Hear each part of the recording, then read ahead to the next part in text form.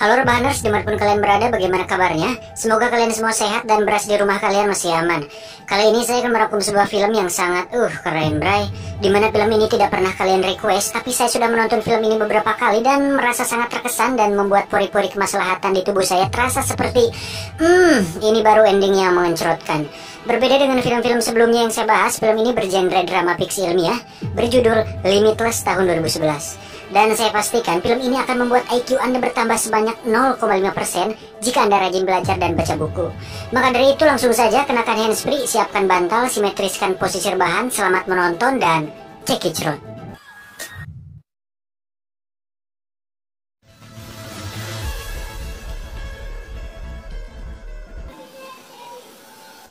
Film ini diawali dengan memperlihatkan seorang pria yang sedang berdiri di tepi gedung apartemen.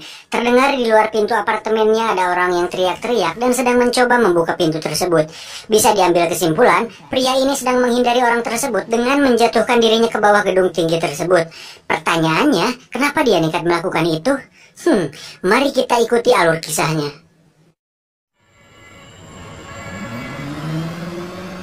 You see that guy?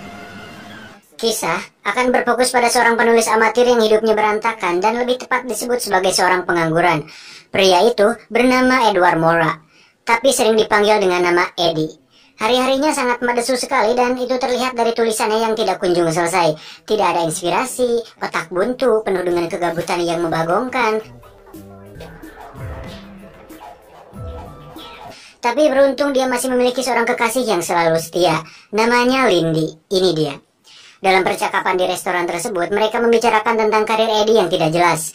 Sehingga Lindy memutuskan untuk meninggalkannya karena kehidupan madesunya tersebut.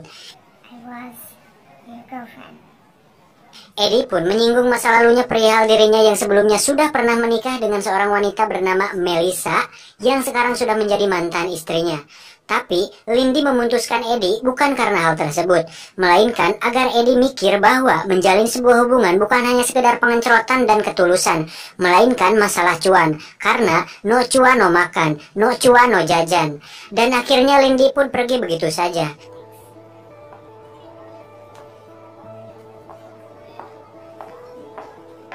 Eddie yang kini sebatang kara pun kembali pulang ke kontrakannya. Di tengah perjalanannya pulang, tak disangka dia bertemu dengan mantan kakak iparnya yang berarti saudara mantan istrinya Melissa. Namanya Vernon. Dulu dia dikenal sebagai seorang pengedar narkoba, namun sekarang katanya dia bekerja di salah satu perusahaan farmasi. Melihat Eddie yang hidupnya seperti seorang pengangguran tak berguna, Vernon pun menawarkan sebuah pil kecil berwarna bening. Dia mengatakan pil ini harganya sekitar 8 juta rupiah per pil, dan rencananya akan diedarkan tahun depan. Pil ini diyakini bisa merangsang reseptor otak manusia sehingga siapapun yang mengkonsumsi pil ini akan bisa mengakses seluruh kapasitas otaknya, dengan kata lain jenius. Oh no. You don't even know what it is. Awalnya Eddie menolak, tapi karena Vernon memberikannya gratis, dia pun menerimanya. Di tengah perjalanannya pulang, Eddie pun memutuskan untuk menelan pilnya.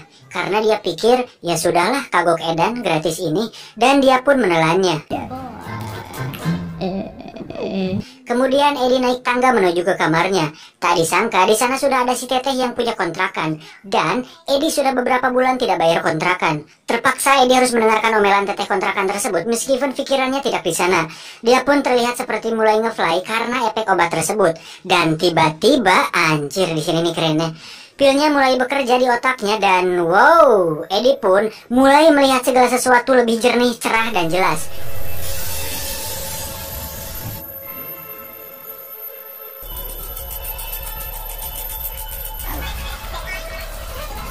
Eddie pun mulai fasih berbicara di mana dia dengan lihainya merayu teteh kontrakan sehingga hatinya menjadi luluh.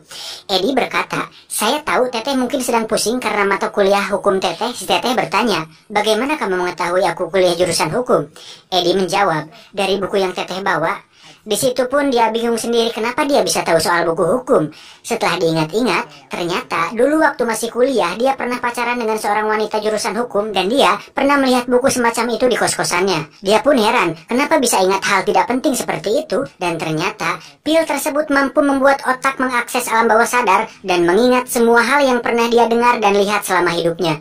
Lalu, si Edi dan si teteh kontrakan pun mulai berbincang-bincang santai dan alhasil, Edi pun diberi keringanan pembayaran dengan membantunya menyelesaikan tugas kuliahnya. Dan dia mendapat sedikit hadiah pengancerotan dari si teteh. Setelah selesai dan masuk ke kamarnya, Edi pun melihat kamar kontrakannya yang berantakan dan itu tidak bisa dibiarkan.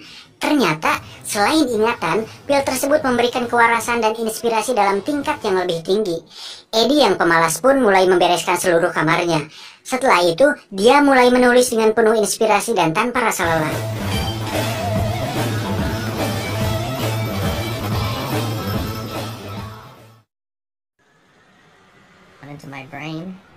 Esok harinya, dia sudah menyelesaikan tulisannya, dan penerbit pun menerimanya.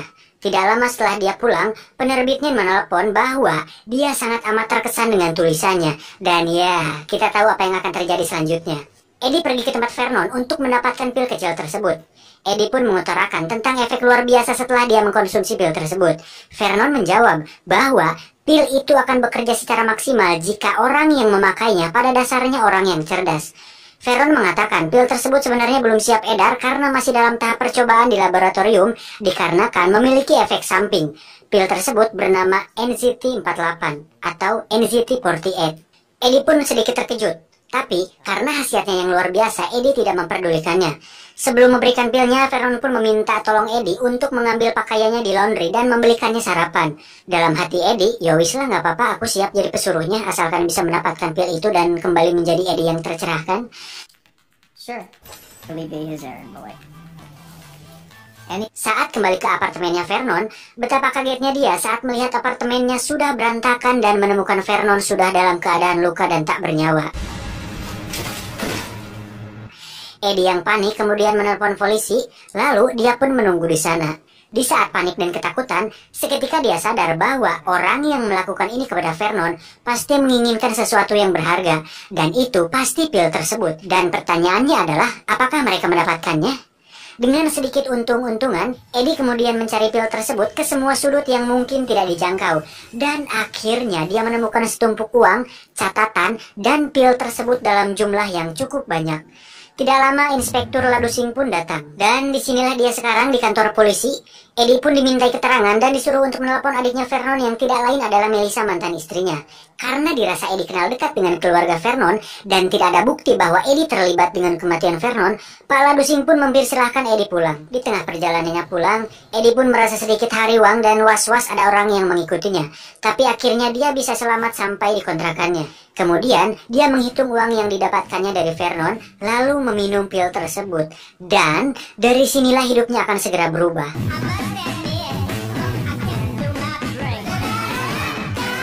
Dengan sedikit uang yang dimilikinya, dikombinasikan dengan motivasi yang kuat dari pil tersebut, Edi akhirnya bisa menyelesaikan bukunya dalam waktu 4 hari. 1 pil setiap hari dan kemungkinan-kemungkinan tak terbatas. Dan inilah Limitless.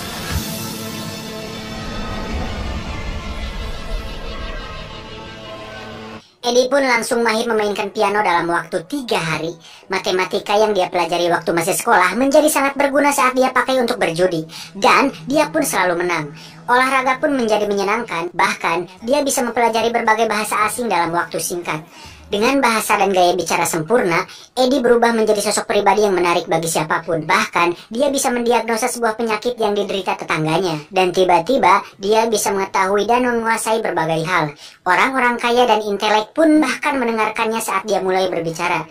Segala sesuatu yang pernah dia baca, dengar, dan lihat selama hidupnya, semuanya menjadi tersusun rapi di otaknya. Alhasil, dalam waktu singkat, Edi menjadi orang paling jenius. Pergaulannya pun mulai luas, hingga dia diajak liburan ke tempat-tempat mewah bersama teman-teman elitnya tersebut.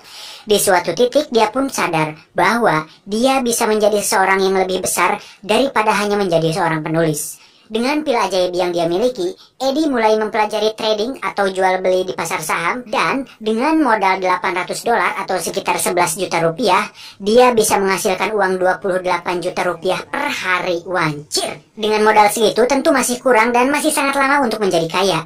Akhirnya, Edi memutuskan meminjam uang kepada seorang rentenir. Rentenir tersebut memperingatkan jika Edi tidak bisa membayar tepat waktu, maka tanggung sendiri akibatnya.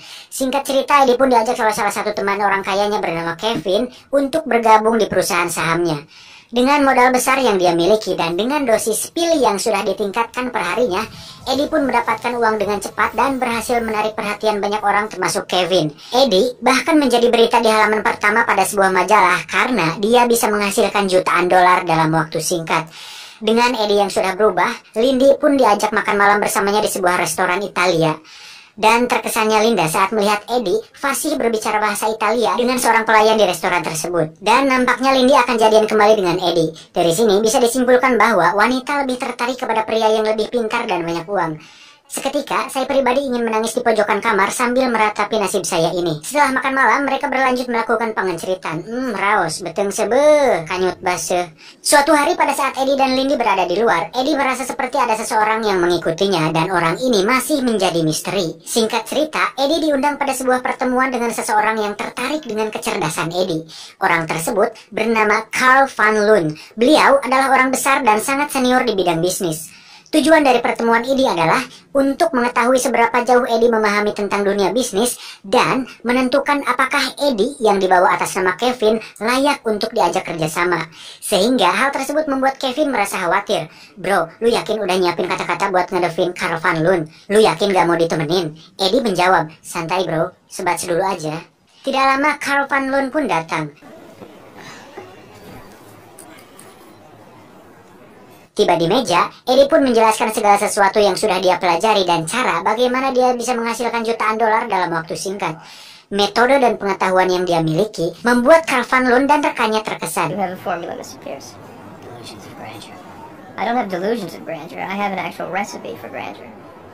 Saat pulang, Eddie pun diajak satu mobil bersama Carl Van Loon. Di dalam mobil, Carl menunjukkan sebuah berkas saham besar-besaran dan meminta Eddie menganalisanya. Dan lagi-lagi, Carl dibuat terkesan, sehingga dia meminta Eddie untuk datang ke kantornya besok jam 10 siang, dan menentukan apakah dia layak bergabung dengan Carl Van Loon. Eddie pun turun dari mobil.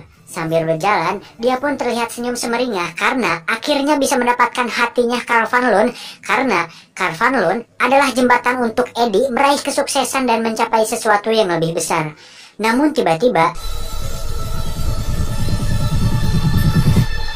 dia melihat bayangannya di kaca dan merasa ada sesuatu yang aneh dengan dirinya. Saat mulai melangkah, sadar-sadar dia sudah berada di tepi jalan raya.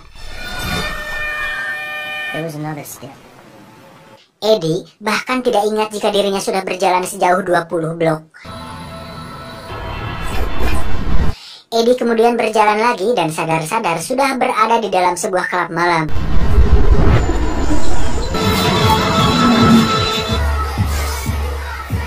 Setelah itu dia berjalan lagi dan bertemu dan mengobrol dengan banyak orang sampai-sampai sadar-sadar dia sudah bersama dengan seorang wanita di sebuah kamar hotel. Eddie sempat melihat seorang pria misterius yang mengikutinya tempo hari, namun lagi-lagi pria itu menghilang. Setelah enak-enak dengan wanita tak dikenal itu, Eddie kembali berjalan dan sadar-sadar sudah berada di stasiun kereta api. Di sana, dia tidak sengaja menyenggol sekelompok orang yang sudah siap mengeroyoknya. Eddie yang tidak pernah belajar ilmu bela diri sedikit pun seketika mengingat secara detail setiap gerakan kungfu dan bela diri yang pernah dia tonton di televisi dan video di YouTube. Alhasil, dia pun berhasil mengalahkan orang-orang tersebut.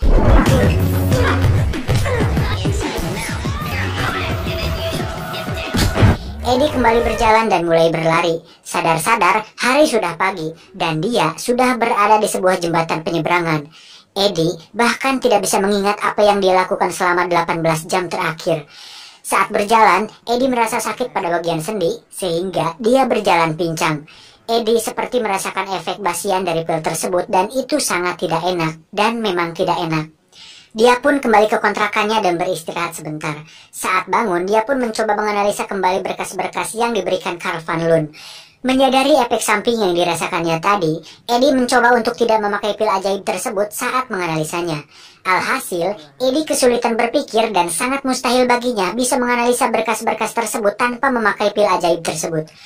Eddie kemudian menelpon Kevin untuk membatalkan pertemuannya dengan Carl Van Loon. Eddie, Slur, bisa batalin gak pertemuan hari ini dengan Carl Van Loon? Bilang aja gue lagi sakit. Kevin menjawab, "Bro, jangan bercanda lah. Jangan malu-maluin gue depan Karvan Loon. Gue yang bawa lu. Nanti nama gue jadi jelek di depan dia. Berulah kades ya." Akhirnya, Eddie pun pergi bertemu Karvan Loon tanpa memakai pil tersebut. Dan alhasil, Eddie terlihat linglung dan terbata-bata saat ditanya oleh Karvan Loon. Di saat bersamaan, Eddie melihat berita di televisi yang memberitakan tentang seorang wanita yang ditemukan meninggal di sebuah hotel tadi malam. Dan wanita tersebut adalah perempuan yang melakukan pengenceritan bersama dirinya tadi malam. Eddie pun meminta izin sebentar untuk keluar karena mual dan dia pun muntah. Singkat cerita, Eddie kembali ke kontrakannya dengan wajah pucat dan lemas. Oke, sampai sini pasti Anda bertanya, apakah mungkin Eddie membunuh wanita tersebut? Atau mungkin ada orang lain yang melakukannya? Tapi siapa dan kenapa? Semuanya semakin rumit ditambah kondisi Eddie yang semakin melemah karena efek samping pil tersebut. Tiba-tiba ada telepon masuk. Ternyata itu Melissa, mantan istrinya. Dia mengatakan, "Eddie, apakah Vernon memberikan sebuah pil kepadamu? Jika iya, berarti kamu dalam bahaya."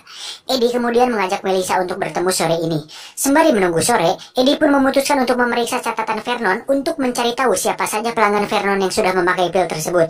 Dan Eddie pun menelepon satu persatu orang yang ada di catatan Vernon tersebut. Dan terkejutnya Eddie saat mengetahui jika 3 orang diantaranya sudah mati baru-baru ini. Dan 1 orang sedang berada di rumah sakit. Kemudian Eddie menelpon kembali nomor lain yang ada di catatan tersebut. Dan tak diduga, telepon tersebut tersambung ke seorang tepat berada di samping tempat duduk Eddie. Dan jika diperhatikan, orang tersebut mirip dengan pria misterius yang akhir-akhir ini mengikuti Eddie. Eddie pun secepatnya beranjak dari sana, tapi pria tersebut terus mengikutinya. Dan terjadilah kejar-kejaran antara pria tersebut dengan Eddie. Beruntung, Eddie bisa lolos dari pria tersebut. Dan akhirnya Eddie pun sampai di tempat pertemuannya dengan Melissa. Betapa terkejutnya Eddie saat melihat kondisi Melissa sekarang. Mereka pun berbincang di sana, dan Eddie kembali dibuat terkejut saat Melissa mengatakan jika dirinya juga memakai pil tersebut 2 tahun yang lalu. Melissa mengatakan saat itu dia berhenti memakai pil tersebut karena mendengar kabar dari Vernon bahwa beberapa orang mati karena mengkonsumsi pil tersebut. Saat dia mulai berhenti minum pil tersebut, dia jatuh sakit. Dia merasakan sakit kepala, penurunan stamina, dan kesulitan berkonsentrasi lebih dari 10 menit. Melissa pun menyarankan agar Eddie berhenti memakai pil tersebut. Namun, Eddie dibuat dilema, karena jika dia berhenti sekarang, maka semua yang sudah dia capai saat ini akan lenyap begitu saja. Melissa pun pamit untuk pulang. Di tengah perjalanan, Eddie masih dibuat terkejut dengan apa yang akan dialaminya nanti. Dia kemudian mengambil pil ajaibnya dari saku untuk dia minum. Tapi tiba-tiba, si rentenir datang untuk menagih uangnya kembali. Eddie yang sedang lemah pun tidak bisa berbuat apa-apa. Dia pun dihajar oleh si rentenir. Dan tidak sengaja melihat pil tersebut di tangan Eddie, si rentenir pun mengambilnya. Dia bertanya, "Obat apa nih, Jing?" Eddie menjawab, "Bukan apa-apa bang, itu cuma bordek buat sakit kepala saya." Rentenir, "Jangan ngawadul kamu, barang bagus nih kayaknya." Lalu, si rentenir itu pun menelannya. Singkat cerita, Eddie pun mencairkan uangnya riba untuk melunasi hutangnya kepada si rentenir. Dan saat itu pula, si rentenir sudah merasakan efek dari pil tersebut. Dia mengatakan, "Obat apaan anjing, enak banget, gila, cabut lu dari sini." Dengan badan sempoyongan, Eddie kemudian pergi ke kantor tempat Lindy bekerja. Di sana, Eddie mengatakan semuanya dengan jujur. Eddie meminta tolong kepada Lindy untuk mengambil sisa pil tersebut yang dia sembunyikan di balik kerang di rumahnya Lindy. Lindy pun mengambilnya. Tapi saat di perjalanannya kembali ke kantor, Lindy menelepon Eddie bahwa dirinya seperti diikuti oleh seseorang.